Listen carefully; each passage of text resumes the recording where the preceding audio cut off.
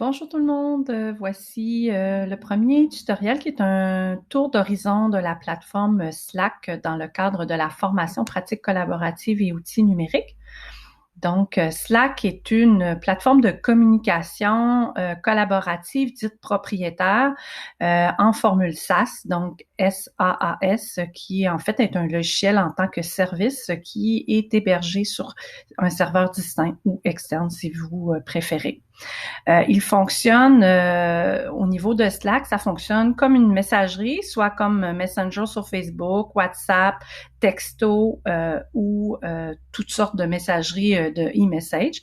Et en fait, Slack se vante finalement de libérer des courriels, mais il est bien plus que ça parce qu'il permet entre autres d'organiser nos communications.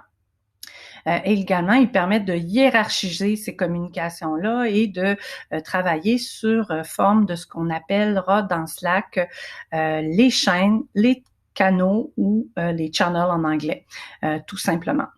Slack est disponible en formule gratuite pour l'ensemble de mes communautés. J'utilise présentement des forfaits gratuits qui me permet d'avoir un archivage de 10 000 messages, qui me permet d'utiliser des applications. On va voir un peu plus tard à quoi servent les applications. Et également qui me permet de faire des appels audio ou vidéo d'une personne. Et bien évidemment, si on veut avoir des options avancées, notamment faire des conférences téléphoniques avec plusieurs personnes, archiver des messages, avoir plus d'options. Et là, on va aller vers un forfait payant. Sur une dizaine de communautés, j'ai une communauté qui a décidé de passer en forfait payant pour avoir notamment tout l'aspect de la mémoire du Slack. Slack est disponible en version web. Comme vous le voyez ici, j'ai accédé à partir de mon navigateur Chrome. Il est également disponible en version mobile. Donc, je l'ai sur mon ordinateur et également sur mon cellulaire pour pouvoir communiquer facilement. Moi, je l'utilise en application de téléchargement. Et ça me permet notamment de voir la petite notification à l'effet que j'ai un message Slack dans l'une de mes communautés. Lorsque je parle de mes communautés, ce sont des groupes et on les a ici à votre gauche.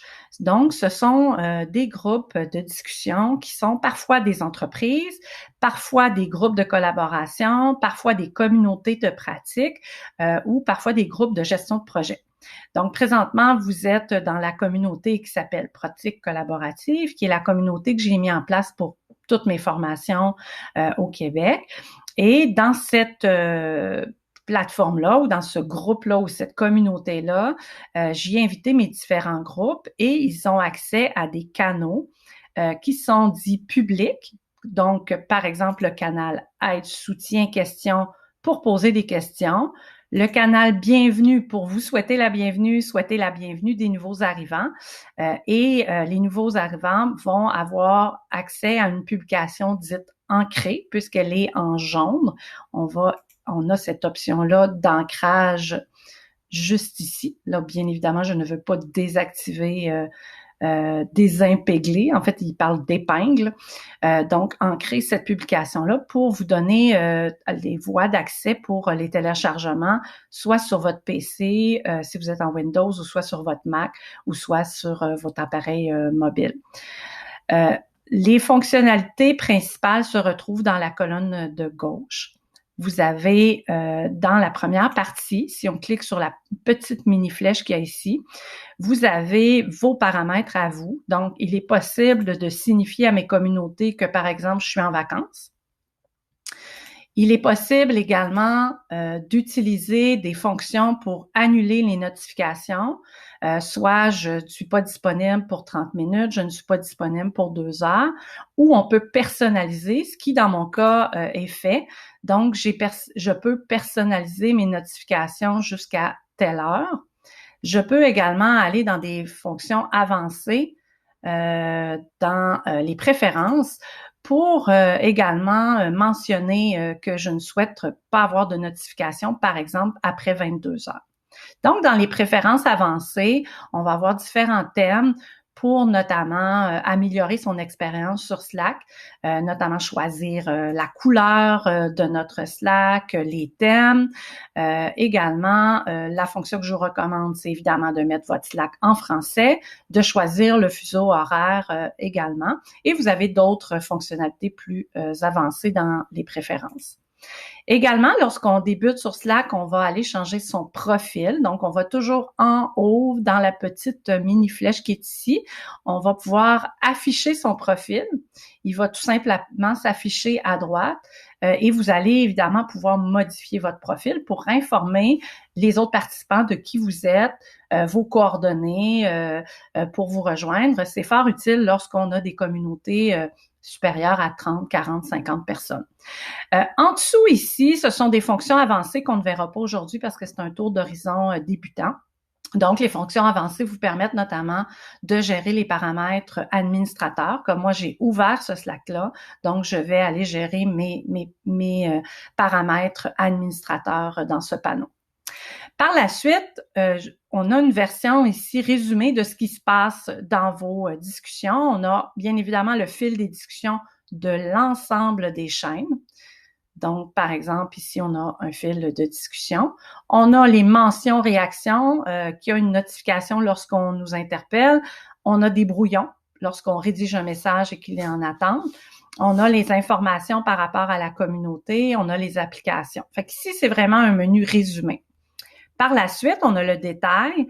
Donc, on a les fameuses chaînes, j'utilise l'ancien terme, mais c'est les canaux ou canals.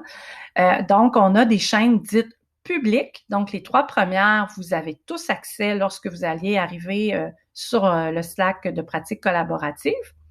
Et la dernière est une chaîne privée qui est dédié à un groupe en particulier, comme par exemple ici, c'est dédié au groupe de la Gaspésie. Donc, il y a un petit cadenas pour identifier que le groupe de la Gaspésie est une chaîne privée. Donc, vous n'aurez pas accès à cette chaîne-là. Par la suite, on a les messages directs, donc des messages privés avec les différents participants de ce Slack-là, de cette communauté-là. Et on a les applications. Les applications qui ont été téléchargées par les utilisateurs, donc les participants. Donc, par exemple, j'ai un utilisateur, un participant de ma formation, qui a essayé le Outlook Calendar pour l'associer à cet outil-là.